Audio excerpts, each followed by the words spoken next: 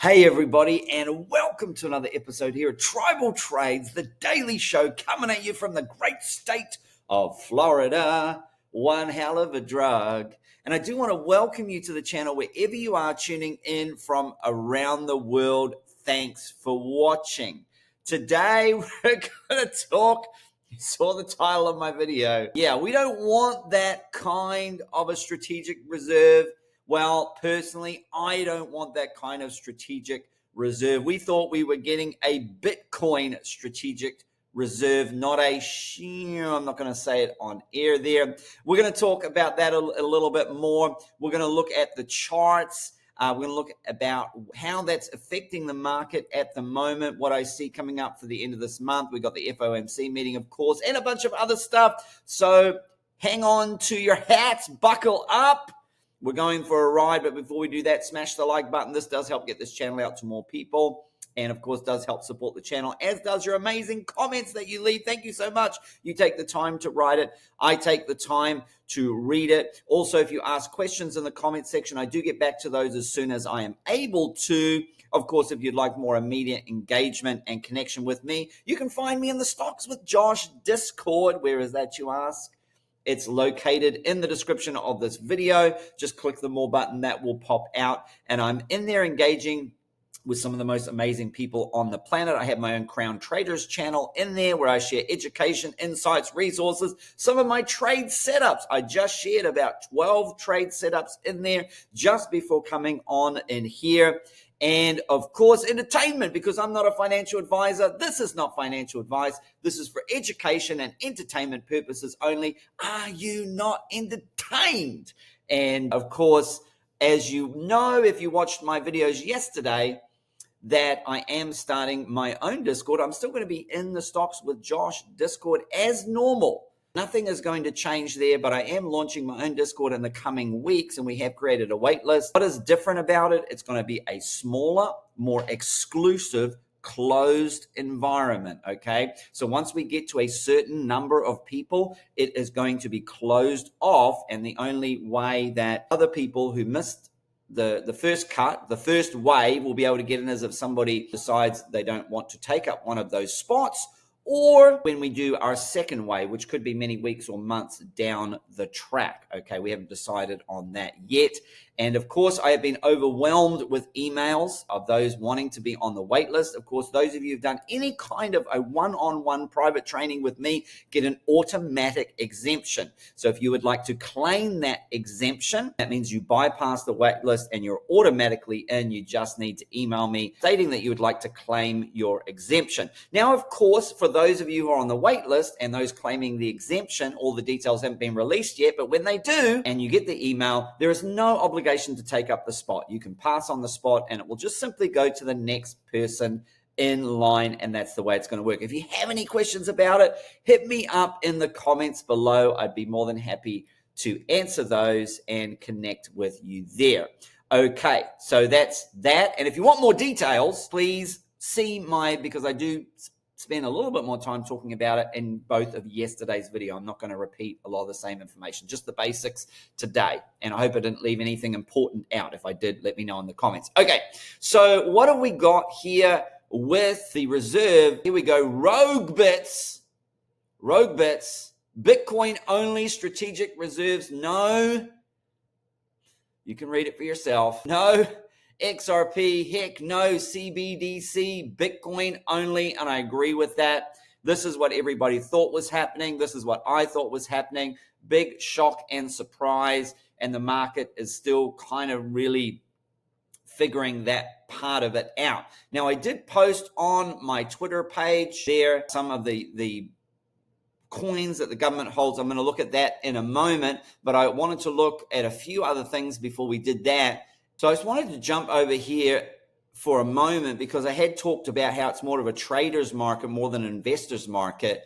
And I do like this, what Marty Party has put. And I'm not going to read all of this, but basically it's a little bit of a casino where they're running a $20 billion a day casino where they're just flushing the longs and the shorts. And really, this will continue to go on until there's some kind of regulatory framework or people just remove their assets from these exchanges that are doing that. So this is why we do a segment on Follow the Yellow Brick Road, because while the market is going sideways in a ranging, because the market ranges more than, we want to know what those liquidation levels are to the upside and the downside so we can help trade those swings. You can also do it for other coins as well. I'll show you in a moment for those who haven't seen those videos there before. But I am going to take you to my page here and something that I posted here, which is, this is what the government plans on keeping for their stockpile, probably. Are there any other coins you think they will add or should add? Please make your there. A few people replied already. I'm going to check those out. But you can see that their biggest holding is Bitcoin. They also hold Ethereum, some wrapped Bitcoin, some BNB, some wrapped ETH. DAI, D-A-I, is a stable coin. I don't even know if it functions anymore.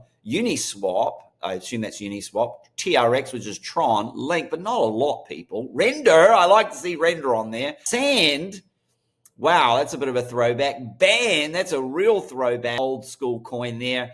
Aave, and somebody asked me, what's FTT? Obviously, somebody wasn't in last cycle. That's okay. That's the exchange token of the now defunct FTX exchange there. So that is the coins that they hold. Now, it might be that that's it. And they go, hey, here's our stockpile. It's just the seized assets. Or are they going to add to any of those coins, like more quantity? Like, I'd like to see some Bitcoin, more Bitcoin added there. Or will they actually add some additional coins that are there and buy some additional coins? My general feeling right now is that I would be surprised if they actually added to this stockpile of these assets. But you just don't know. You just don't know. We've just been shocked from turn to turn here that things have turned out a lot different than what we thought they would look like. Well, there's no XRP there. There's no ADA or HBAR. Possibly, could they add the made in the USA coins? It's just quite a lot. And that would just be a bit of a blanket purchase of all the made in the USA coins. They just buy a bunch of each of the made in the USA coins. Although I doubt they'd want to buy, because, you know, I could just launch a meme coin and say it's made in the USA. So maybe they just stick to the top 20 or top 30 or something. So that's food for thought there. A lot of people are trying to guess, get ahead, second guess, look at what World Liberty Finance have been buying. And to be fair, they have been buying Ethereum. They have been buying Link. I believe they've been buying wrapped Bitcoin. I don't know why you'd buy wrapped Bitcoin over actual Bitcoin. But anyway, I believe they've been buying TRX, and I believe they've been buying Aave. So is that a clue? I think there's one other, maybe one or two others that they have been buying. But is that a clue for maybe which ones they might be adding to on this list, or is that purely just coincidental? Let me know your thoughts on what you think is going to be in the stockpile. Are they going to add to the stockpile any additional coins? Are they going to add any additional value to that? Like, are they going to add, they've got 20 billions worth, they've got 198,000 Bitcoin. Are they going to add additional Bitcoin to that? Are they going to add any additional ETH, or are they just going to leave those values alone? I have a hard time believing that they will add any FTT to that stack, and I'm not sure. I don't think Band or Sand would be added to, but certainly for the rest there, you could stake a case. I'm not sure about DAI, D-A-I, because that is, not sure if that's even functional right now. I guess that it is, but it looks like it's undervalued, so it might have lost its peg there. It should be worth 9 million, the same like over here with USDC, and then they've got some other stable coin. I can't remember who put that out, the AUSDC, also another stable coin there. If you're wondering what that is, I didn't skip over it. Okay, so let's look at some of the other comments that came out here. With that here, British HODL come out to say strategic Bitcoin reserve is no more dead. We have a strategic digital asset stockpile now. And so Bitcoin is losing the lobbying battle, because Bitcoin doesn't have anybody lobbying the politicians. They don't have anybody going out to dinner with them like we see. And so that's more the point. And I do agree with that to a certain extent. And then Wayne Vaughan says the US needs a strategic Bitcoin reserve, not a strategic crypto reserve. Ripple, Ethereum, and Solana have no place on the US government's balance sheet. Including them would would create a costly political fallout for the Trump administration. I do agree with that 100% there. I think it should be Bitcoin and Bitcoin only, particularly because Solana and Ethereum both have no cap on their supply. Just like the US dollar, they can just inflate that to infinity. And of course, Ripple, most of the supply is owned by, most of the XRP supply is owned by Ripple, and they're gleefully dumping that on retail to the tune of 1 billion tokens per month. They're dumping on retail for about the next 4 years. So I don't think any of those would be ones that I would want. I just wouldn't want any in there. I'm just not against those three in particular. I just don't agree with any going in there. It just should be Bitcoin. Let me know your thoughts on that as well. I'd love to hear that. Let's look at the price action here. And as you can see, we're just staying steady. We're kind of in the stuck between there's two Fibonacci's there. The 141, well, there's a one, actually this Fibonacci is from another Fibonacci range. So we got 104 to 105. You could say this Fibonacci range of 103 here. We do see that 20 EMA on the daily has popped up to 101. So that would provide some short-term relief. The 50-day moving average of caught at 98. And that's the 20 there. The 50 EMA is at 97. That's a key level right there. So if I did see any drop down, those were the three moving averages that, and again, as I shared in yesterday's video and on the Stocks with Josh show, I'm treating the rest of this market as a trader. And so I would be in and out. You could get in here and get out on any pump to the upside. The same with any of these here, and a loss of any of these, you could exit there and then re-enter here. Or you could dollar cost average all three in there, build a bit of a position, and then ride that to the top. And if you would lose this line here, that's where you could possibly exit the position around 97, because it quite possibly means that we're coming back down to 95, 92, and even 90 now. The 100-day simple moving average there as at 91,000. And I just like to keep it very simple. I've got my Fibonacci's there.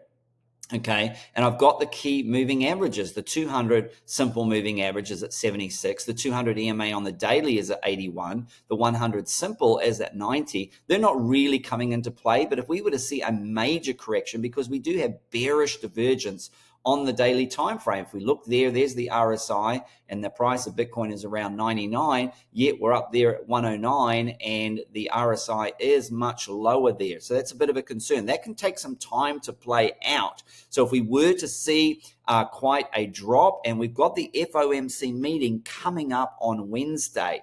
And so that's something to be very careful for, because the last time Powell spoke, he absolutely crashed both the stock and the crypto market, basically crashed Christmas, ruined the Christmas rally, and really put a dampener on everything. So we just have to be careful there and be wary of that Wednesday rate decision, which we think will stay the same, that there'll be no cuts and no hikes. Although I did watch the current president talk about how he's pushing them to actually cut rates. I'm not sure if they will for this meeting, maybe the next one or a subsequent one down the track. We'll have to wait and see. But I think people are more fearful not about the rates. They're more fearful about what this guy is going to say after the rate decision. Okay, so we've got those levels there. So you can see I've got those three moving averages. So those are my more immediate with the Fibonacci's there. We've got 1, 2 Fibonacci's there at 98 and about 100 there. And then you've got your three moving averages, the 20 EMA on the daily, the 50-day simple moving average,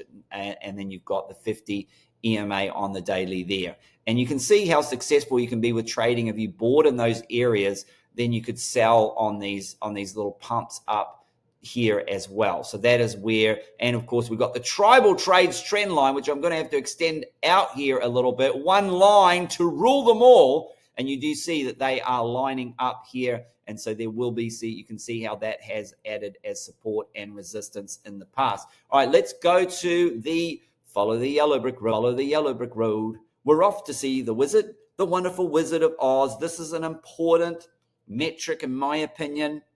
Right now, it's going to be difficult on the 12 hour because you have 105, you have 105 100,000 and liquidation levels there. It looks like there's about 40 million up there. And so the downside is a lot closer, 22 million, 9 million, 16 million, so a little bit there.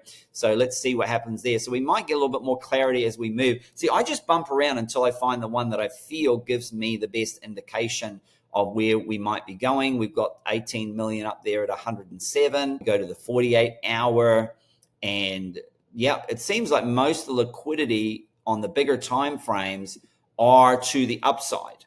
And so I do feel a move at some point to come and get that. It's whether they come down and get this stuff first, down all the way down there at 100K or not is the question. And they may want to, because what would happen if they come down and they get all this stuff? There is a lot of liquidity down here on the weekly. My word, 101, 72, 36, 36. Add all that up, 50. Wowzer. There is a lot there stacked. You know, that's probably about 500 million's worth between 101 all the way down to 99. What happens is when they come and clean all that out, more people open up shorts because they're like, oh, the market's dumping. We're going to 80. We're going to 75. And they open up shorts. And then these areas get bigger and brighter and glow more. And there's a lot of liquidity up there. I can tell you, I would be absolutely shocked if we don't come up and get this stuff here. So it's quite possible that, you know, you look above and you go, oh, they're going to come and get that because that's where the money is. I do think that's true, but just think that they might come and get this first so that more shorts will be opened up. But obviously, we saw that this was the brightest level, and this was the level that got taken out, as I said yesterday. I said 106, 106, 106 so many times across the levels. That now has been completely taken out. Let's shoot really out to a 3-month time frame and see if we can see if anything. As you can see, there's a big, bright area, 273 million up there at 109,000. So there is a monster amount. And as you can see to the downside there at 81, there is some liquidity down there. There's a lot down there at 74. Again, that could be left till the bear market there. And if we do have some kind of major correction, that's going to come down and get tagged. But I'm looking more of trading range to range. Again, if we go to the 12-hour time frame, you can see there's a little bit of liquidity they can grab by going up to 106 or down to 103. But of course, we know below 103 down to 99,000, there would be a lot of liquidity that they can take.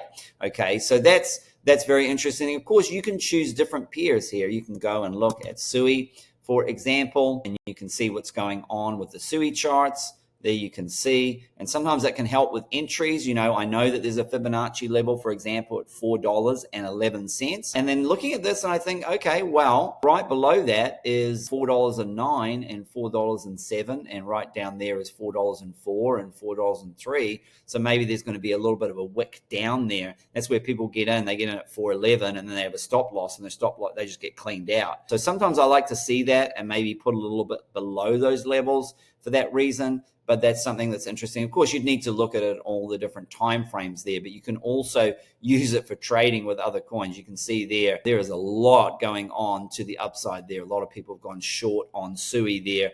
So that may lead us to a little bit of clues of where the next direction could be. I do think possibly if Bitcoin goes down, Sui could come down and collect down here. But I think at some point, both Bitcoin and Sui and the altcoins will continue to go up. I am sticking with, I do think we're going to see Bitcoin with a new all-time high by the end of February. I am sticking with, I do think Bitcoin is going to hit 120K in February. I am sticking with altcoin season beginning to take off in February, March kind of time frame. I am going to do an altcoin video update. If not today, then probably Monday. I'm going to push that out on how I see altcoin season going a little bit differently, because there is a prediction that there will be 1 million coins on the market by the end of this bull run, whereas the last bull run had about 3,000 coins, and just there's not the liquidity to go around. And so until people stop buying all these speculative shiny things that just keep hitting the market and just stay in the lane of the quality projects, I think it's going to be difficult to see everything pump. Not everything, I believe, is going to pump in the altcoin season. Some coins could do the opposite and dump. Some will just do nothing. Some will have little pumps, and some coins, I think, will have a bit of a parabolic run. Well, that's it for today. I hope you enjoyed the show, and until the next episode, happy trading.